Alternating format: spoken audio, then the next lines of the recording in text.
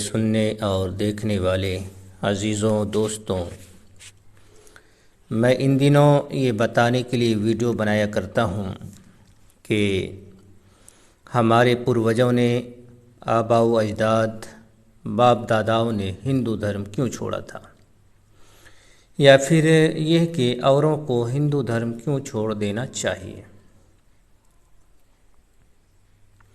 चूँकि इस पे काफ़ी सवाल होते रहते हैं कि हम लोगों से कि तुम्हारे पूर्वज हिंदू थे, फिर उन्होंने डर से, खौफ से, लालच से और पता नहीं क्या क्या कारण बताते हैं, इन कारणों से इस्लाम कबूल कर लिए थे।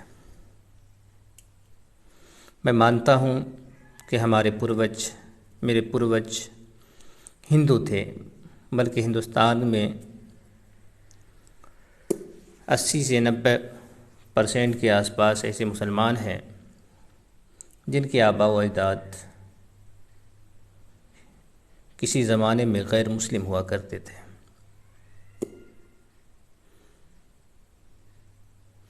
तो मेरी जो वीडियो आ रही है वो यही बताने के लिए आ रही है और हिंदुओं को समझाने के लिए कि देखो, तुम्हारे धर्म में किस किस्म की बातें और किस किस्म के आदेश लिखे हुए हैं। क्या कोई इंसान ऐसी सूरत में हिंदू धर्म में रह सकता है? बल्कि हकीकत यही है कि हिंदू धर्म सिर्फ ब्राह्मणों के लिए है, बाकी सारे लोग ब्राह्मण की ग़ुलामी करके वहाँ रहें। और इससे भी ज़्यादा हकीकत बात यह है कि ये धर्म नहीं है, ब्राह्मणों का बनाया हुआ और खुशहाल ज़िंदगी गुजारने का, याशी की ज़िंदगी गुजारने का एक ज़रिया है। तो ये चीज़ थी। आगे चलते हैं कि आज की जो वीडियो आएगी वो आएगी हिंदू औरतों पे, कि हिंदू धर्म के अंदर औरतों का, लड़कियों का, महिलाओं का, नारियों का क्या स्थान है, क्या मकाम है, क्या इज़्ज़त है।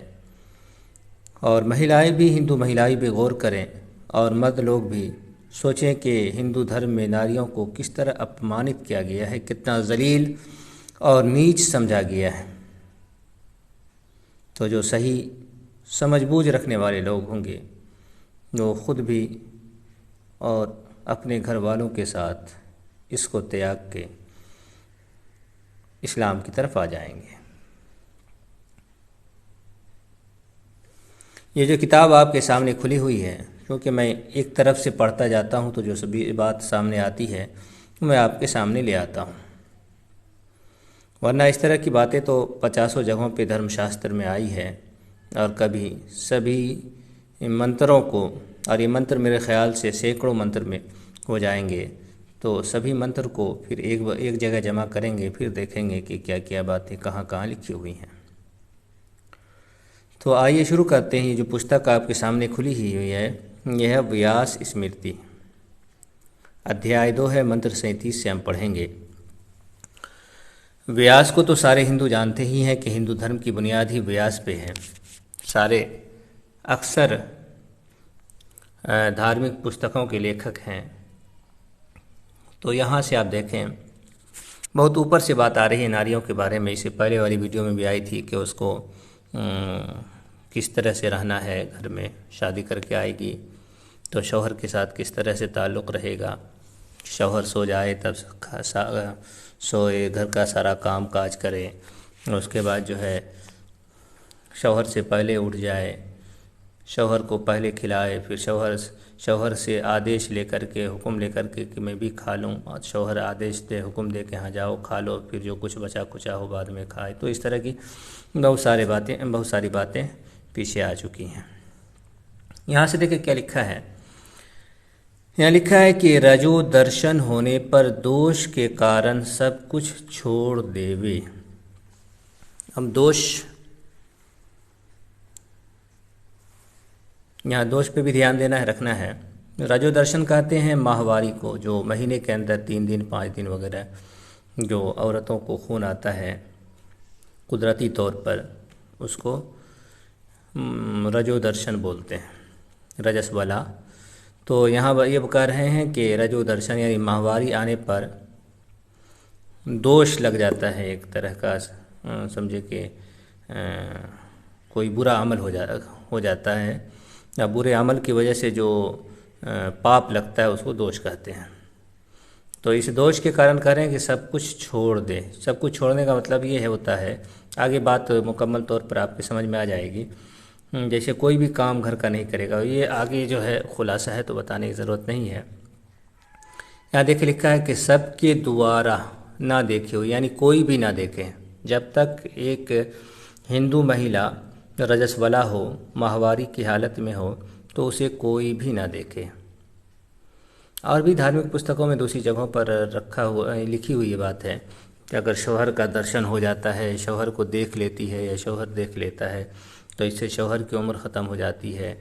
और इस किस्म की बातें जो हैं वहाँ आपको लिखी हुई मिल जाएंगी। जब हम सारी बातें एक जगह लाएंगे तो फिर वहाँ बात मुकम्मल तौर पे समझ में आएगी। आगे क्या लिखा है कि एकमात्र वस्त्र को धारण किए हुए दीन बनी हुई, स्नान और अलंकार से रहित लजालू बनी शीघ्र ही घर के अंदर वास करे। ये जो 3 दिन कम से कम जो हालत रहती है, और इससे ज़्यादा 4 दिन 5 दिन भी हो सकता है, तो इसमें ये बात आई है कि इतने दिनों तक सिर्फ एक कपड़ा पहने रहे। अब कपड़ा गर्दन से लेकर नीचे तक, या फिर कमर से लेकर नीचे तक क्या है, या फिर कमर से लेकर नीचे तक लपेटे रहे, क्या सूरत होगी। क्योंकि महाभारत के अंदर द्रौपदी के बारे में जो अनुवाद उर्दू में आया था, उसमें ये लिखा हुआ, धोती का शब्द लिखा हुआ था। तो धोती के अंदर ये होता है कि बदन से लेकर नीचे तक उसको लपेट लेते हैं, तो इस तरह से एक कपड़ा हो जाता है। दीन कहते हैं लाचार मजबूर बनी हुई। स्नान यानी नहा भी नहीं सकती है, बदन को सवार भी सजा भी नहीं सकती है, और सजाना संवारा की बताओ यूँ ही आगे फिर और बात वाज़ेह हो जाएगी। लजालू बनी हुई, तुरंत ही घर के अंदर वास करे। तुरंत का मतलब यह है, शीघ्र का मतलब कि जैसे ही मालूम हो, एहसास हो कि बस अब आने वाला है, तो फ़ौरन वो घर के अंदर चली जाए, घर के बिल्कुल एकांत में भीतर चली जाए, जहाँ कोई भी आदमी ना जा सके, वो इसी जगह चली जाए। तो इसका ये होता था, जो और भी शास्त्रों के अंदर और जो लोग पक्के सनातनी हैं, वो ये बताते हैं कि उनके लिए घर के बाहर या घर ही के किनारे में एक झोपड़ी टाइप का यूँ ही बना देते थे, और उसमें वो 3 दिन तक यूँ ही पड़ी रहती थी। तो इस तरह की बातें आई हैं। आगे देखिए क्या लिखा है, मौन धारण किए।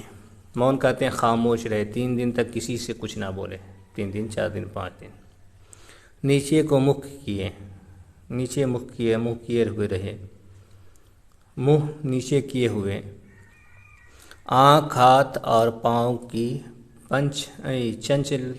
चंचलता से रहित, यानी हाथ पाँव भी हरकत ना करें। रात के समय मिट्टी के पात्र में केवल भात खाएं, सिर्फ रुखा भात खाए, वो भी रात के वक्त। और रात में जब सारे लोग खा के सो जाएं तो उस वक्त खाए, और वो भी मिट्टी के बर्तन में, और वो भी भात, और वो भी रात में अकेले, केवल सिर्फ खालिस भात, उसमें सब्जी दाल कुछ नहीं। और आगे देखें, आप समझते जाएं क्या क्या बताया जा रहा है। सावधान होकर भूमि पर सोए, सावधान चौकन्ना होकर। भूमि कहते हैं ज़मीन पर सोए, बिस्तर उस्तर कुछ नहीं, बस यूँ ही मिट्टी है, आराम से उसी पे सो जाए। इसी तरह 3 दिन बिताए। वो 3 रात के पश्चात सूर्य देव होने पर सचेल स्नान करे। जब 3 दिन 3 रात गुजर जाए और सूरज निकल आए, फिर ये स्नान करे, नहाए। आगे क्या है, पति के मुख को देखकर वो धर्म से शुद्ध हो जाती है। अब यहाँ ये बताया कि अगर 3 दिन गुजर जाए, नहा ले तो नहा भी ले और उसके बाद पति का मुंह देख ले तो फ़ौरन वो शुद्ध हो जाएगी, पाक हो जाएगी। अब आगे है कि शुद्ध होने पर वो फिर से पहले की तरह कार्य करे, काम करे, जिस तरह वो करती थी गोया के। और ये बात आ भी गई है कि कुछ नहीं करेगी, अपना पड़ी रहेगी किनारे में, किसी को देखे भी नहीं, ना कोई दूसरा उसको देखे। आगे देखें क्या है कि रजो दर्शन से जो 16 ऋतु की रातियां होती हैं, उनमें पुरुष का बीज बिना कठिनाई के शुद्ध क्षेत्र में उत्पन्न होता है। यानी ये बताया जा रहा है कि जब माहवारी ख़त्म हो जाए, नहा धो ले, शुद्ध हो जाए, पाक हो जाए, उसके बाद जो 16 दिन होते हैं, उसके बाद के वो 16 दिन बड़े काम के होते हैं कि अगर उस 16 दिन में मिलाप करे तो इससे बड़ी आसानी से बच्चा पैदा हो जाता है। आगे भी बातें लिखी हुई हैं, क्या क्या है वो औरतों ही के बारे में है, इसी किस्म की औरतों के बारे में। आगे देखते हैं, यहाँ जो लिखा है कि जो मनुष्य ऋतुकाल में बीवी से अलग रहता है उसे वरुण हत्या का पाप लगता है, और यदि उसकी पत्नी किसी अन्य पुरुष से गर्भधारण करती है तो वो पापिन भी त्याग के योग्य हैं। तो यहाँ ऋतुकाल जो 16 दिन बताए गए हैं, उसमें शौहर के लिए लाजिम और ज़रूरी है कि वो अपनी पत्नी से संभोग करे, मुबाशरत करे, उससे मिलाप करे, काम करे।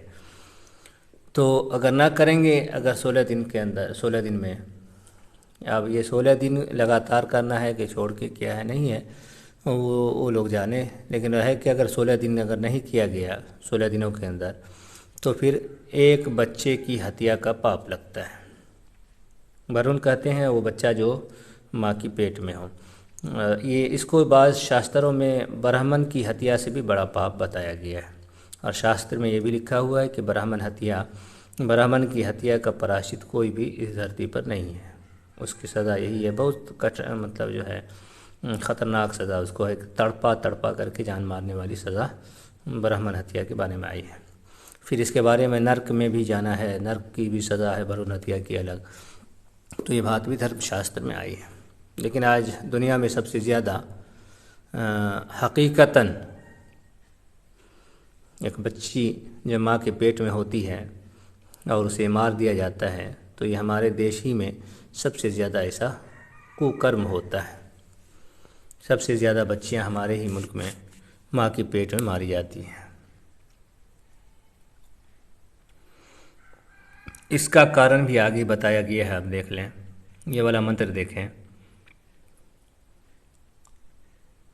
51।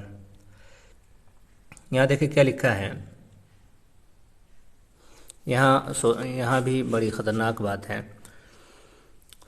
यहाँ पुराना पढ़ें वीडियो लंबी किए बगैर।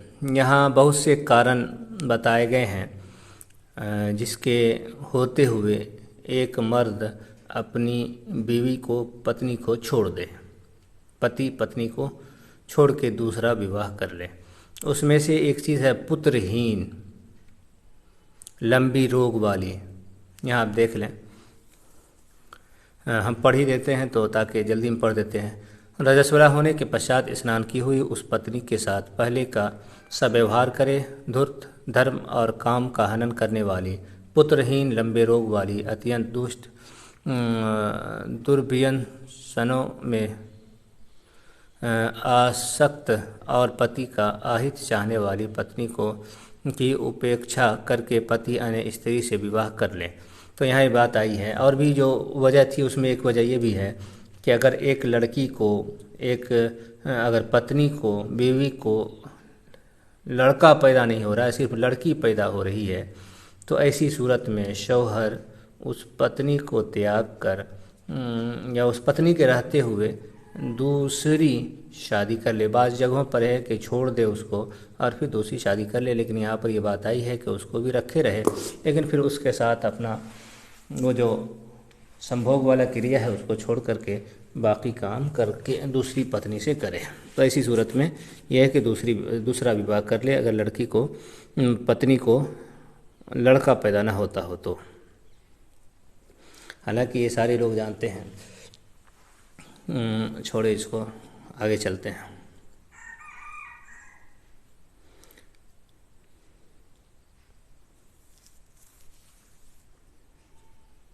यहाँ देखिए क्या लिखा है कि ब्राह्मण की बीवी को या लड़की को क्या बोलते हैं, जो ब्राह्मणी मृत पति को लेकर अग्नि में प्रवेश करे। तो यहाँ इस जगह सिर्फ ब्राह्मणी के बारे में ये बात आई है, जो सबसे ऊंची जाति की औरत है ब्राह्मणी, उसके बारे में ये बात आई है कि वो अपने मुर्दा शौहर के साथ अग्नि में प्रवेश कर जाए, यानी जिंदा जल जाए। जबकि एक कौन सी पुस्तक थी, पद्म पुराण या और किसी पुराण के अंदर ये बात आई थी, हाँ पद्म पुराण के अंदर ही होगी शायद कि ब्राह्मणी के अलावा बाकी सभी धर्म की औरतों के बारे में ये बात आई है कि वो अपने शौहर के साथ जिंदा जल जाए। ब्राह्मणी अगर ऐसा करेगी तो उसको दोष लगेगा। एक जगह ये है, जबकि गरुड़ पुराण के अंदर है कि सभी ब्राह्मण से लेकर के चांडाल की औरत तक के लिए एक ही कानून है, लेकिन यहाँ ये बात आई है कि ब्राह्मणी ही के बारे में ये बात आई है, सिर्फ ब्राह्मणी औरत के बारे में। और इसका कारण भी हम बता देते हैं, आप देखें, गौर करें, और यही बात हमें ज़्यादा सही भी लगती है। वजह यह है कि जैसे ब्राह्मणी है, ऊंची जाति की औरत है, तो इसके साथ फिर कोई दूसरा मर्द टच ना करे। इससे नीचे वैश्य ये आते हैं क्षत्रिय। क्षत्रिय में क्या था कि आप अगर हम पीछे चले जाते हैं तो इनके यहाँ ये लाखों करोड़ों की संख्या में ऐसी महिलाएं मिलती हैं, औरतें मिलती हैं जिनके शौहर मैदान में लड़ाई में मारे जाते हैं। क्षत्रिय बोलते हैं राजपूत को। पिछले ज़माने में राजपाट और इन राजपाट की जिम्मेदारी जो सिपाही वगैरह के काम होते हैं, लड़ना या करना, ये क्षत्रिय राजपूत ही के ज़िम्मे में था। तो जो राजपूत मर जाते थे तो उनकी औरतों का इस्तेमाल ब्राह्मण करता था, और लाखों करोड़ों की संख्या में ऐसा हुआ है कि करोड़ों औरतों के साथ ब्राह्मणों ने काम किया। तो इस तरह की बात धार्मिक पुस्तकों में भरी पड़ी है। तो ये बात भी है। बाकी तीनों किस्म की बात हम मान सकते हैं, मौका के हिसाब से जहाँ जैसा हुआ वैसा किया गया। लेकिन इससे आगे आप देखें क्या लिखा है, यदि जीवित रहे तो केश मुंडवा कर तपस्या से अपने शरीर को पवित्र करे। अगर जलना न चाहे तो फिर क्या करना है कि अपना सर मुंडवा ले, फिर जो है तपस्या से अपने शरीर को पवित्र करें। एक बात और इसमें ध्यान देने वाली है, और धार्मिक पुस्तकों में ये बात बहुत सी जगहों पे आई है, 10 जगहों पे आई है कि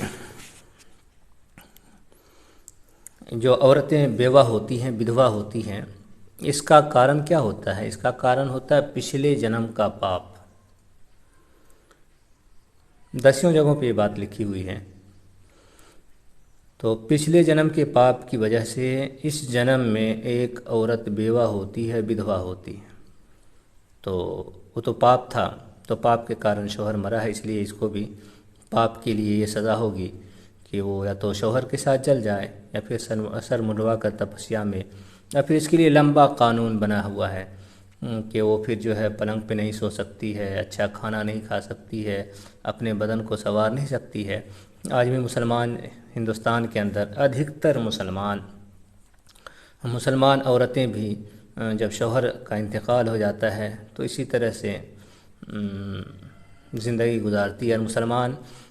ख़ुद मुसलमान औरतें जो है, अगर वो औरत अच्छा कपड़ा पहन ले और इस तरह से जो है अपने को सजा ले तो लोग बुरा समझते हैं। तो इस पूरा जो है हिंदुआना मुआशरा हमारे ऊपर भी मुसल्लत है। पूरे हिंदुस्तान में ये चीज़ देखने में आई है। अब जैसे हिंदुओं के यहाँ भी बेवा सफ़ेद कपड़ा पहनती है, मुसलमानों में भी हमने देखा है कि बेवा सादा कपड़ा ही पहनती है। तो ये चीज़ है कि बहुत सारी बीमारियाँ और बुराइयाँ जो है मुसलमानों में वहाँ से होकर के चली आई हैं। तो ये चीज़ हो गई। आगे देखें, ये भी देख लेते हैं।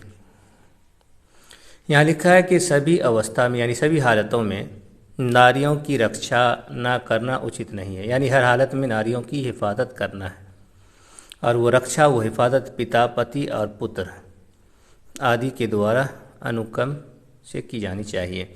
ये बात बहुत सी जगहों पर बहुत खुलासे के साथ आई है कि औरतें किसी भी सूरत में स्वतंत्र आज़ाद नहीं है। औरत आज़ाद नहीं है। अगर बेटी है तो बाप की हिफाजत में रहेगा, उससे निकल नहीं सकती है। शादी हुई है तो शौहर, जैसा पीछे आ चुका है कि दासी बन के रहे, शौहर के पीछे पीछे चले, तो बहुत सारी बातें पीछे इसी में आई है। तो दासी बन के रहेगी शौहर की, और फिर अगर शौहर मर जाए, बच्चा है, तो फिर बच्चों की हुक्म के मुताबिक रहेगी, कभी अपना हुक्म नहीं चला सकती है। ये बहुत सी जगहों पर धर्मशास्त्र में ये बात आई है।